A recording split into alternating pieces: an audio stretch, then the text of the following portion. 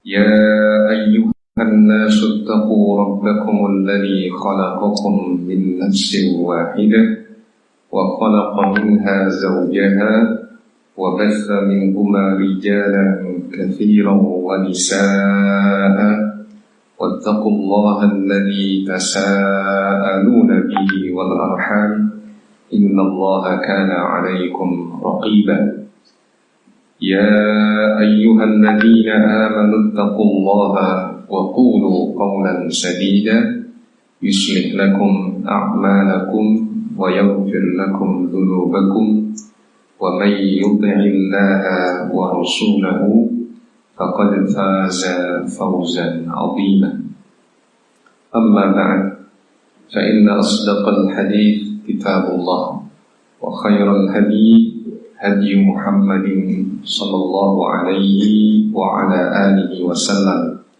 وشر الأمور محدثاتها فإن كل محدثة بدعة وكل بدعة ضلالة وكل ضلالة في النار.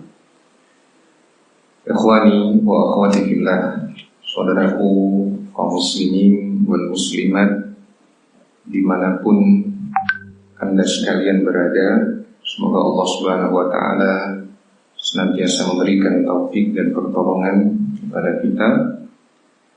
Alhamdulillah, pada malam ini insyaallah kita akan mengkaji kajian fikih.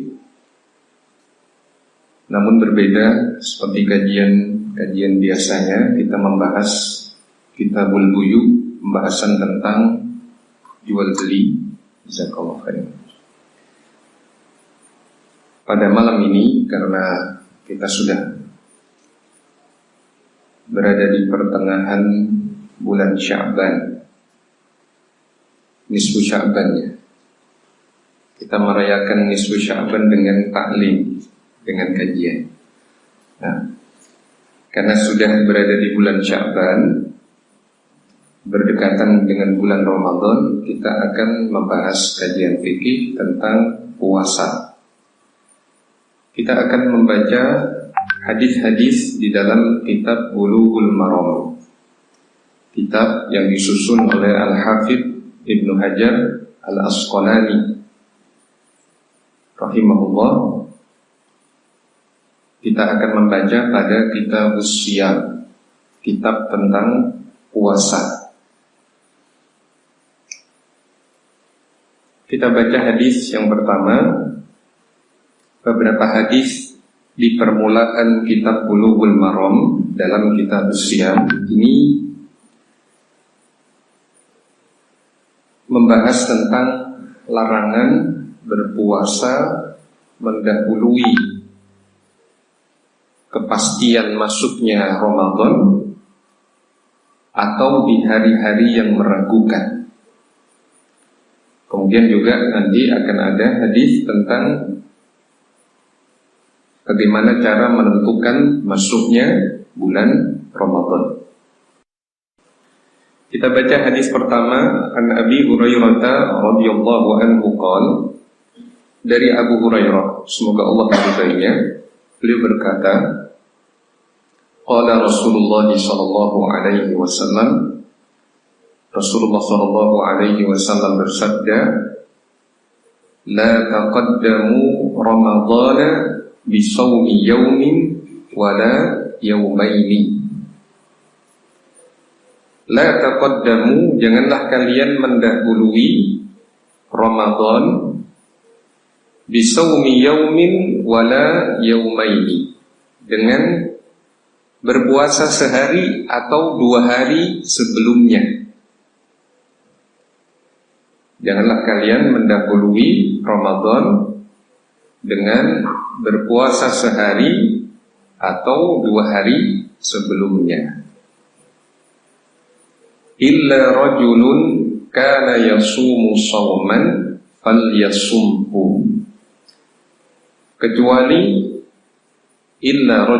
kecuali seseorang kana yasumu shawman, yang sudah biasa berpuasa.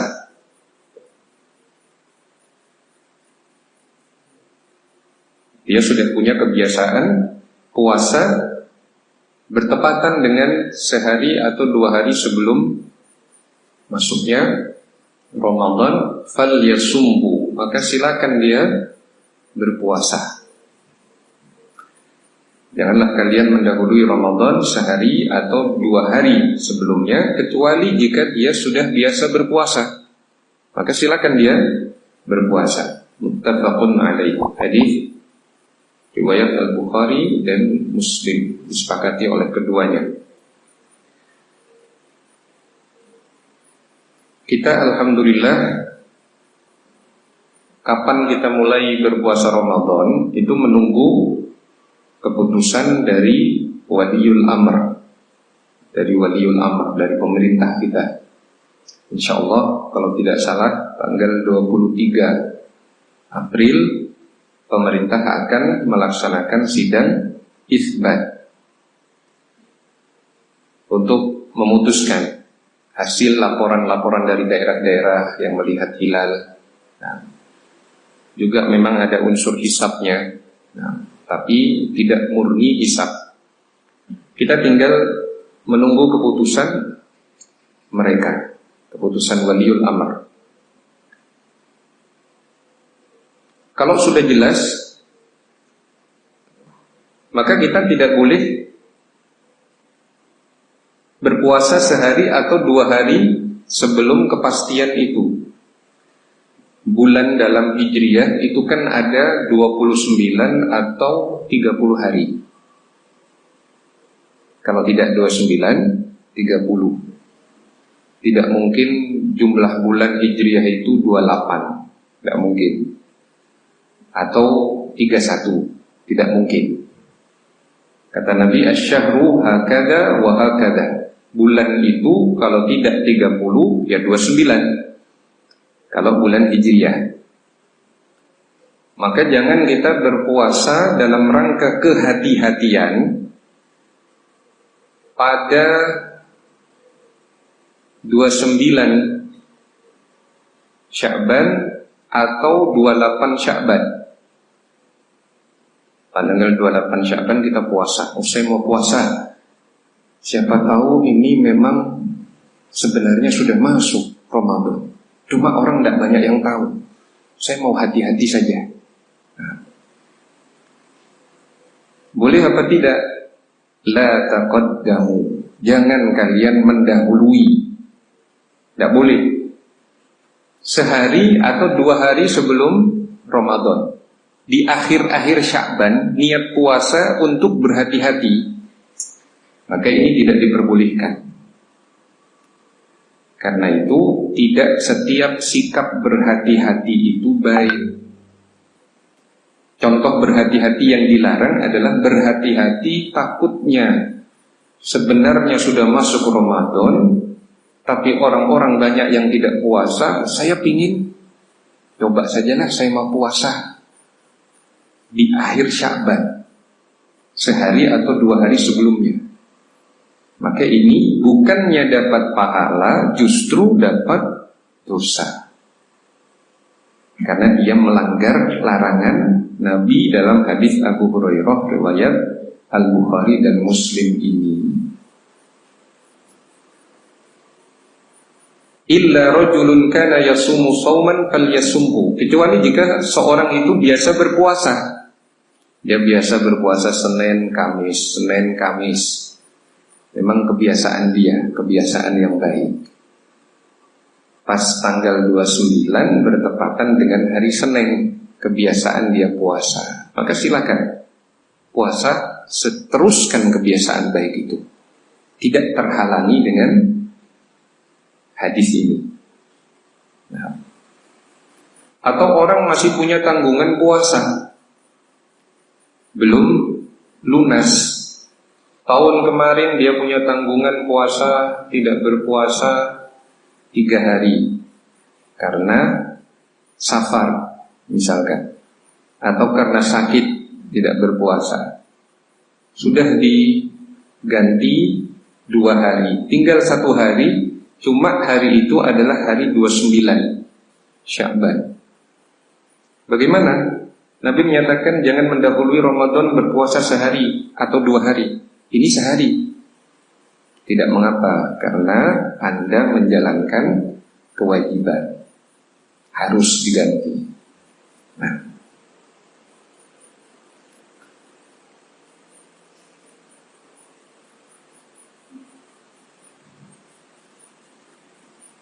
di dalam hadis ini juga menunjukkan penjagaan terhadap syariat agama. Kalau memang sudah masuk waktu Ramadan, puasa. Kalau belum, tidak usah. Tegas, jelas. Bukan ragu-ragu kita dalam beragama. Maka tidak boleh kita puasa sehari atau 2 hari sebelum Ramadan, niatnya hati-hati. Nah, dan kalau itu dilaksanakan, bisa merubah syariat. Ada orang puasa dijadikan kebiasaan.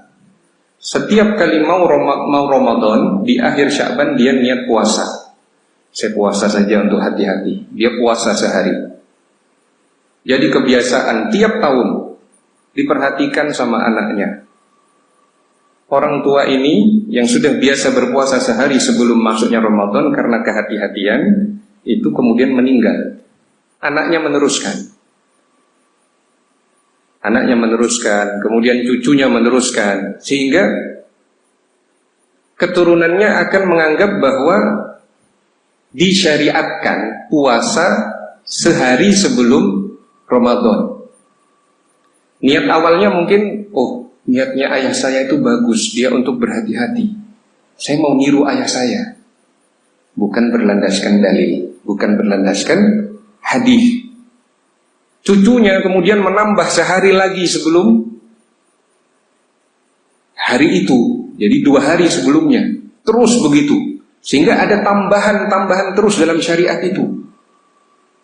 Nah, sudah. Kita mulai Ramadan dengan kepastian, mengakhiri Ramadan dengan kepastian. Berjalan di atas hujjah yang jelas. Yakin, bukan keraguan-raguan. Kalau misalkan dalam sidang isbat pemerintah ternyata salah dalam memutuskan, misalkan mereka adalah orang yang punya kewenangan memutuskan sebagai hakim. Idza ijtahadal hakimu fa asaba falahu ajran. Hakim itu kalau benar dia dapat 2 pahala. Wa in akhta'a falahu ajrun wahid. Kalau dia salah, maka dia dapat 1 pahala. Kalau benar dapat 2 pahala, kalau salah dapat 1 pahala. Ya sudah, kita ikut mereka karena itu bimbingan Nabi sallallahu alaihi wasallam. Nah, demikian juga mirip dengan bimbingan dalam hadis ini. Kita mulai ibadah itu jelas, yakin. Kita mulai sholat dimulai dengan takbir Allahu Akbar. Tidak usah dimulai dengan yang lain-lain. Jangan mendahului dengan yang lain-lain.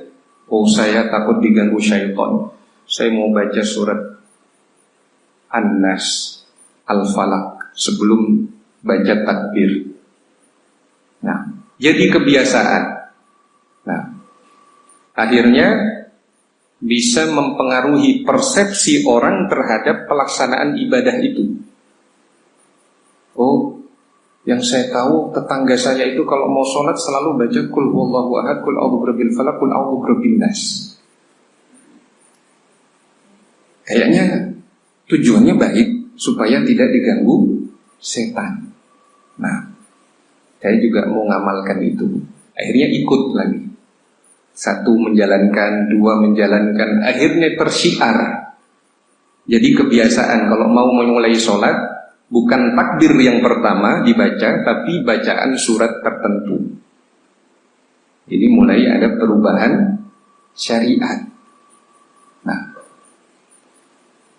kita mengumandangkan azan, yang pertama dikumandangkan dalam hadis Nabi, bagaimana azan dari Bilal, bagaimana azan dari Ibnu Ummi Maktum. Semuanya mulai dari takbir. Allahu Akbar, Allahu Akbar. Kok kemudian ada orang yang mau mendahului ucapan itu dengan muqaddimah ucapan lain? Kurang mantep saya kalau takbir langsung ini. Enaknya kalau sholawat dulu kayaknya. Masa sih kita tidak adab kepada Nabi SAW? Pakai perasaan. Nah, masa tidak boleh sih orang ini zikir juga? Apa yang dilarang? Kita coba mau baca sholawat dulu. Sholawat itu kan bagus. Kalau baca satu sholawat, Allah akan bersholawat kepada kita 10 kali. Nah, sebelum adzan, sholawat dulu. Orang di rumah-rumah ketika mendengar dia mengumandangkan adzan, dia dengar dia baca sholawat dulu. Dan mereka awalnya tidak terlalu mengingkari itu, karena dianggap baik saja. Lama-lama tersebar, jadi kebiasaan, dan dianggap bagian dari syariat. Maka Nabi melarang mendahulukan puasa sehari dan 2 hari sebelum puasa Ramadan, juga bagian dari penjagaan terhadap syariat. Sudah berhenti, tidak usah ditambah-tambahin. Loh kan puasa sunnah itu bagus, ibadah juga berpahala. Sholawat itu kan bagus. Nah, iya, tapi bukan di situ tempatnya. Karena kalau di situ tempatnya dan menjadi sebuah kebiasaan, akan dianggap sebagai bagian dari syariat. Nah, kemudian hadis yang kedua, wa an Ammar bin Yasir radhiyallahu anhu qala, dari Ammar bin Yasir, semoga Allah meridainya, dia berkata, man shoma al-yawma alladhi yushakku fihi faqad asa Abul Qasim sallallahu alaihi wasallam. Dzakarahu al-Bukhari ta'liqan wa wasalahu al-khamsah wa sahhahahu Ibnu Huzaimah wa Ibnu Hibban. Dari Ammar bin Yasir, sahabat yang ibunya adalah syahidah pertama dalam Islam, wanita yang mati syahid pertama dalam Islam. Ammar bin Yasir, semoga Allah meridainya, berkata, man shomal yawman alladhi yushakku fihi, barang siapa yang berpuasa di hari yang meragukan, faqad asa Abul Qasim sallallahu alaihi wasallam, maka dia telah bermaksiat kepada Abul Qasim sallallahu alaihi wasallam. Abul Qasim ini adalah kunyah dari Nabi. Kunyah itu nama panggilan yang dimulai dengan Abu untuk laki-laki, Ummu untuk perempuan. Kunyah itu sunnah. Kunyahnya Nabi Muhammad sallallahu alaihi wasallam itu Abul Qasim sallallahu alaihi wasallam. Jadi kata Ammar bin Yasir, barang siapa yang berpuasa di hari yang meragukan, maka dia telah bermaksiat kepada Abul Qasim sallallahu alaihi wasallam. Dalam tradisi Arab, memanggil orang dengan kunyahnya itu kehormatan, penghormatan. Nah, ini seperti yang dijelaskan Syekh Ibnu Utsaimin dalam Fathul Jalali wal Ikram, Syarah Bulughul Maram. Kunyah Nabi itu Abul Qasim. Nama aslinya Muhammad, kunyahnya Abul Qasim. Hampir semua sahabat ada kunyahnya, nama asli kunyah. Bahkan ada yang kunyahnya lebih terkenal dari nama aslinya, seperti Abu Bakar. Kunyahnya lebih dikenal dibanding nama aslinya. Abu Hurairah. Kunyahnya lebih dikenal dibandingkan nama aslinya. Nabi disebut Abul Qasim. Ada perbedaan pendapat ulama kenapa beliau kunyahnya adalah Abul Qasim. Ada sebagian ulama yang menyatakan karena nama anak laki-laki beliau dulu itu ada yang bernama Al-Qasim. Nabi itu punya anak laki 3, anak perempuan 4. Semuanya meninggal sebelum Nabi kecuali Fatimah radhiyallahu anha. Di antara anak laki-laki itu ada yang namanya Al-Qasim. Ada lagi ulama yang menyatakan beliau dinamakan Abul Qasim itu karena Nabi sendiri menyatakan, Ana Qasim wallahu mu'ti. Akulah yang membagi, Allah yang memberi. Akulah Qasim, pembagi ilmu, pembagi petunjuk. Wallahu mu'ti, Allah yang memberi. Aku hanya bagikan, pemberian ini dari Allah Subhanahu wa ta'ala. Ada yang menyatakan oleh sebab itu beliau dinamakan Abul Qasim. Nah, dan Nabi mempersilahkan seorang memiliki nama sama seperti beliau, tapi melarang seseorang memiliki kunyah seperti beliau. Tasammau bi ismi. Silakan kalian memakai nama dengan namaku Muhammad. Tapi jangan menggunakan kunyah seperti kunyahku Abul Qasim. Nah, di sini ada perbedaan pendapat ulama. Ada yang menyatakan bahwa larangan kunyah dengan Abul Qasim itu hanya pada saat beliau hidup saja. Sehingga jangan sampai ada yang manggil beliau dengan kunyah, maksudnya orang lain, ternyata itu adalah Nabi Sallallahu Alaihi Wasallam. Nah, di dalam hadis ini Ammar bin Yasir menjelaskan bahwa barang siapa yang berpuasa di hari yang meragukan, maka dia telah bermaksiat kepada Abul Qasim. Apakah hari yang meragukan? Hari yang meragukan itu hari yang ketika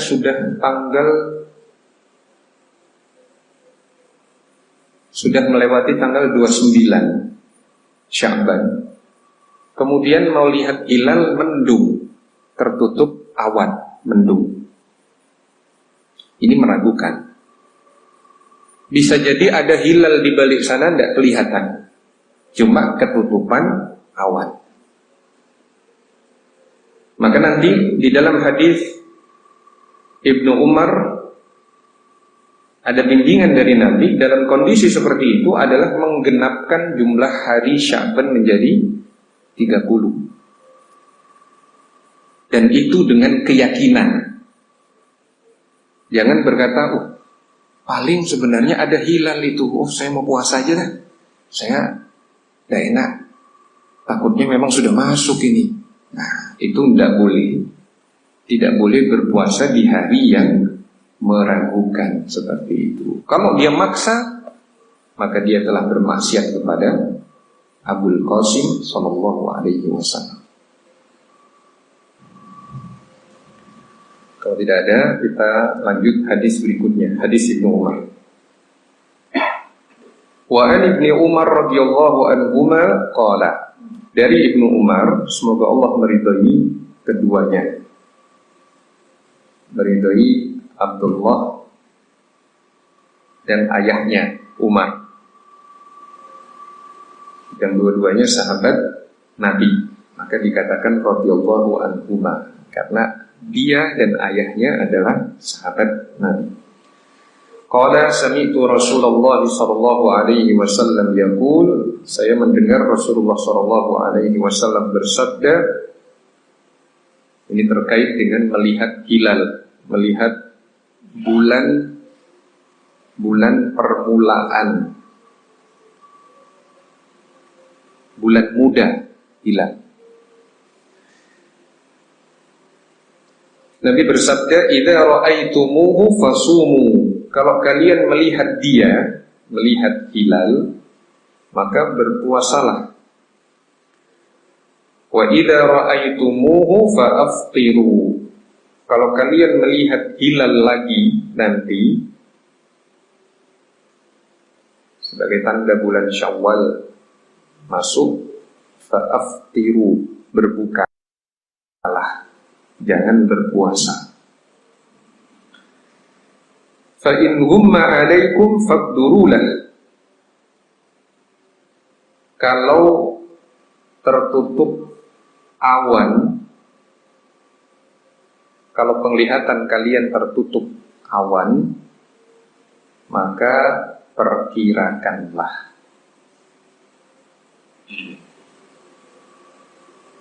Perhitungkanlah. Muttafaqun alaih. Dari Ibnu Umar, semoga Allah meridai keduanya, beliau berkata, saya mendengar Rasulullah SAW bersabda, "Idza ra'aitumuhu fasumu." Jika kalian melihatnya, melihat hilal, berpuasalah. Berarti itu sudah masuk 1 Ramadan. Malamnya terlihat, paginya bermulai berpuasa Ramadan. Wa idza ra'aitumuhu fa'aftiru. Dan jika kalian melihat hilal di bulan berikutnya, fa'aftiru, berbukalah, berhentilah berpuasa. Fa in humma 'alaikum faqdurulah. Kalau penglihatan kalian tertutup awan, mendung, maka perhitungkanlah. Muttafaqun alaih. Ada orang cuma memaknai hadis ini saja, riwayat ini saja. Kalau tertutup mendung, perhitungkanlah. Oh, berarti pakai hitungan, hisab. Nah, salah, karena hadis ini dimaknai dengan riwayat yang lain. Apa maksudnya perhitungkanlah? Hitunglah harinya menjadi 30 hari. Seperti dalam hadis berikutnya, wali Muslim, dalam riwayat Muslim, fa in ughmiya 'alaikum faqduru lahu salati. Kalau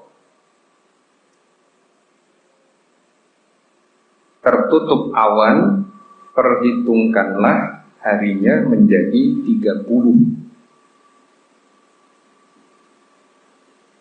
Perhitungkanlah harinya menjadi 30. Ini dalam riwayat Muslim. Walil Bukhari, dan dalam riwayat Al-Bukhari, fa'akmilul iddata 30. Sempurnakan bilangannya menjadi 30. Dalam riwayat Al-Bukhari dinyatakan fa'akmilul iddata 30. Sempurnakan bilangannya menjadi 30 hari.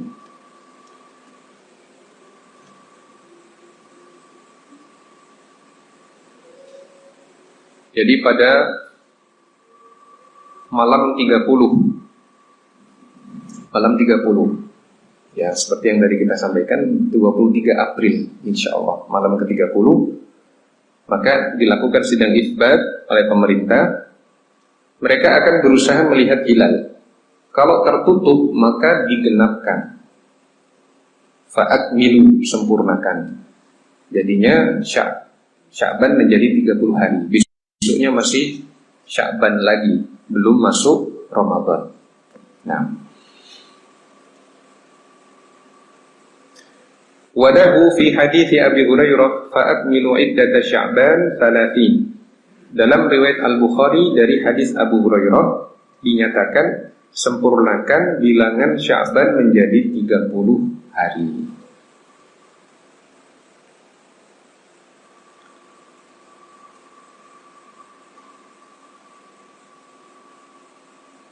Jadi aturannya gampang sebenarnya, mudah, karena agama ini mudah. Ad-dinu yusrun, agama ini mudah.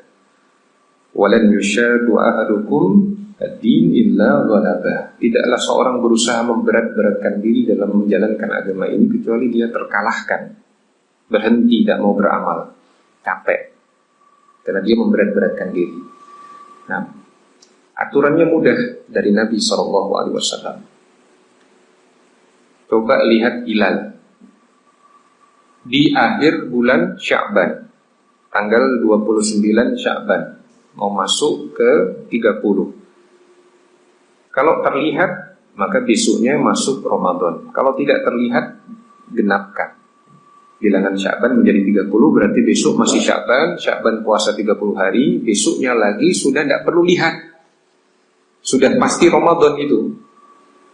Sudah pasti Ramadan. Nah,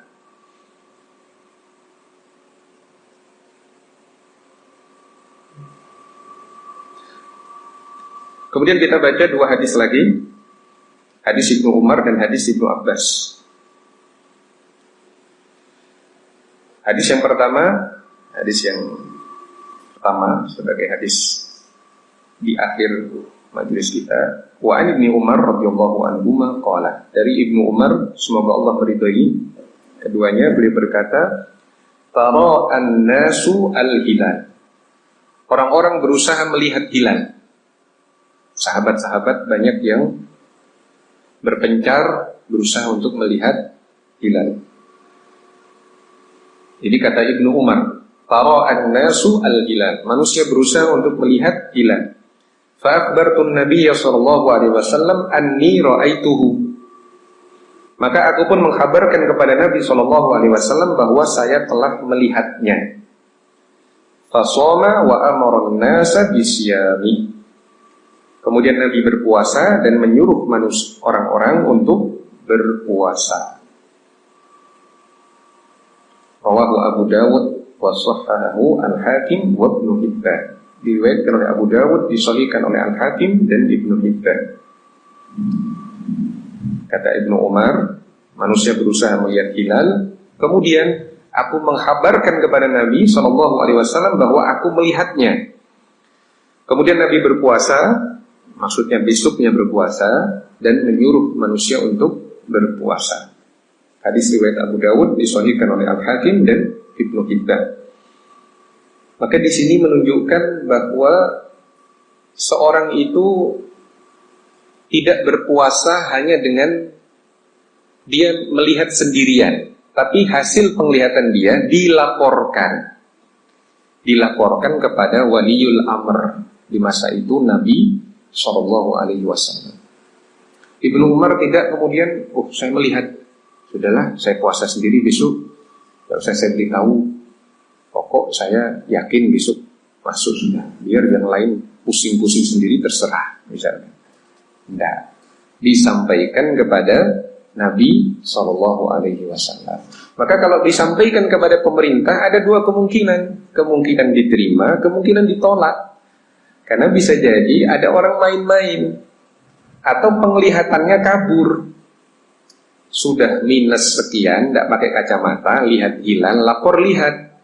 Nah, itu minta diterima persaksiannya. Oh, saya ditolak, berarti pemerintah ini tidak adil. Nah, ini ngawur. Nah, tujuannya dilaporkan kepada pihak yang berwenang, mereka yang akan memutuskan diterima atau ditolak. Hadis yang terakhir, wa an Ibnu Abbas radhiyallahu anhuma anna a'rabiyyan jaa'a ila an-nabi sallallahu alaihi wasallam faqala, bahwasanya seorang Arab Badui datang kepada Nabi sallallahu alaihi wasallam dan berkata, inni ra'aitul hilal, sesungguhnya aku melihat hilal. Arab Badui, Arab pedalaman, yang mereka itu orang-orang yang sering memandang peristiwa alam. Tidak seperti kita sering pakai lihat jam. Ada orang Arab Badui datang kepada Nabi SAW dan berkata, sesungguhnya aku melihat hilal. Faqala atashhadu an la ilaha illallah. Dia berkata, Nabi bertanya, apakah engkau bersaksi bahwasanya tidak ada sembahan yang berhak disembah kecuali Allah? Qala na'am. Orang itu berkata, iya. Qala atashhadu anna Muhammadan Rasulullah? Qala na'am. Nabi bertanya, apakah engkau bersaksi bahwasanya Muhammad adalah utusan Allah? Orang itu berkata, iya. Qala, Nabi bersabda, fa'adzin fin nasi ya Bilal an yasumu ghadan. Umumkan kepada manusia, wahai Bilal, agar mereka berpuasa besok. Hadis riwayat Imam yang 5 disahihkan oleh Ibnu Khuzaimah dan Ibnu Hibban, dan An-Nasa'i merajihkan bahwa hadis ini irsal. Hadis ini mursal. Nah, mursal itu ada keterputusan sanadnya. Nah, saya belum melihat lagi bagaimana penjelasan ulama lain terhadap validitas hadis ini. Insyaallah pada kajian berikutnya. Tapi kesimpulan yang bisa kita ambil dari apa yang kita pelajari pada malam ini adalah patokan untuk memutuskan masuknya bulan Ramadan atau masuknya Syawal adalah dengan melihat hilal, ru'yatul hilal. Bukan dengan hisab. Bukan dengan hisab. Dan masyarakat berusaha untuk melihat hilal. Kemudian hasil penglihatan mereka dilaporkan kepada waliul amr seperti Ibnu Umar mengkabarkan apa yang beliau lihat kepada Rasulullah Shallallahu Alaihi Wasallam. Dan juga kita dilarang untuk berpuasa sehari atau 2 hari sebelum masuknya Ramadan, kecuali memang itu puasa kebiasaan yang biasa kita lakukan. Seperti hadis Abu Hurairah riwayat Al-Bukhari dan Muslim yang tadi kita baca di awal. Demikian juga kalau seandainya setelah berusaha melihat hilal tertutup mendung, maka tidak boleh kita berpuasa dalam rangka kehati-hatian. Kalau tertutup mendung, berdasarkan hadis Ibnu Umar, berdasarkan hadis Abu Hurairah, riwayat Al-Bukhari dan Muslim, sempurnakan bilangan Sya'ban menjadi 30 hari. Nah, ini yang bisa kita kaji pada kesempatan kita di malam ini. Sebelum kita akhiri, mungkin ada pertanyaan yang belum disampaikan. Tafadhalu. Barakallahu. Nah, pertanyaannya, kalau misalkan pada saat berusaha melihat hilal tertutup awan, dan itu sebenarnya sudah masuk tanggal 1 Ramadan, nggak kita berpuasa mulai dari tanggal 2, apakah kita perlu mengganti atau tidak? Nah, dilihat kondisinya, kita berada di mana. Kalau kita berada di sebuah negeri, ada waliul amr muslim di situ, nah, kemudian ternyata kita sudah melihat semua masyarakat sudah melaporkan, perwakilan mereka sudah melaporkan, kemudian pemerintah memutuskan, berarti yang masyhur bulan belum masuk waktu itu. Kata Syekhul Islam Ibnu Taimiyah, disebut syahr, bulan dengan asyahru li syuhratihi. Bulan itu disebut dengan syahr karena ada kemiripan dengan syuhrah, masyhur. Masuknya bulan itu berarti sudah dikenal luas oleh masyarakat di wilayah itu. Nah, kalau ketetapan dari waliul amr misalkan belum masuk, berarti kita tidak perlu mengganti. Kecuali kalau ternyata pemerintah sendiri yang meralat dan kemudian meminta masyarakat untuk menambah 1 hari berpuasa, maka kita ikuti berpuasa 1 hari lagi. Nah, yang menjadi masalah kalau kita tinggal di tempat terpencil, hanya kita yang berusaha melihat. Misalkan kita terdampar di negara Islandia, misalkan di kutub selatan, daerah-daerah selatan sana, tidak ada pemerintah muslim, orang-orang muslim tidak ada juga. Kita berusaha melihat di situ, tidak terlihat karena tertutup awan. Nah, Dari mana? Ya, sebagian ulama memfatwakan ikut pada wilayah di negara muslim terdekat. Kan meskipun kita berada di sebuah tempat terpencil, ada satu garis bujur yang sama. Jadi garis bujur yang sama ke arah utara. Garis bujur itu kan dari utara ke selatan ya. Garis lintang itu dari barat ke timur. Garis bujur yang sama menunjukkan zona waktu yang sama. Nah, dari zona waktu yang sama itu dicari mana pemerintah muslim yang terdekat. Mereka memutuskan kapan. Kita ikuti itu. Kita ikuti itu, dan alhamdulillah kalau di masa kita saat ini untuk mengecek informasi tidak sulit. Nah, jadi intinya kita mulai berpuasa ataupun mengakhiri puasa dengan ketetapan dari waliul amr berdasarkan hadis saumukum yauma tasumun wa fitrukum yauma tuftirun. Puasa kalian adalah saat kalian bersama-sama berpuasa, dan Idul Fitri kalian adalah saat bersama-sama melakukan Idul Fitri. Wa adhakum yauma tudhahun, Idul Adha kalian adalah saat bersama kalian melakukan kurban. Nah, maka ini berdasarkan keputusan waliul amr. Kalau ternyata mereka meralat dan meminta ada tambahan hari untuk berpuasa, maka kita ikuti. Nah, baik. Nah,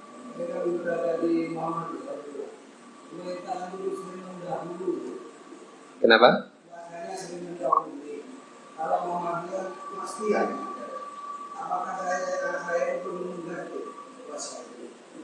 Oh, yang dulu-dulu.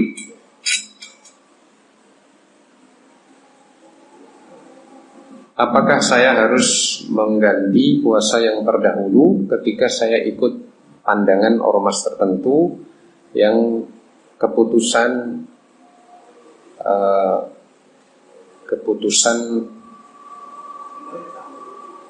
dari mereka selalu berbeda dengan pemerintah, lebih mendahului sehari.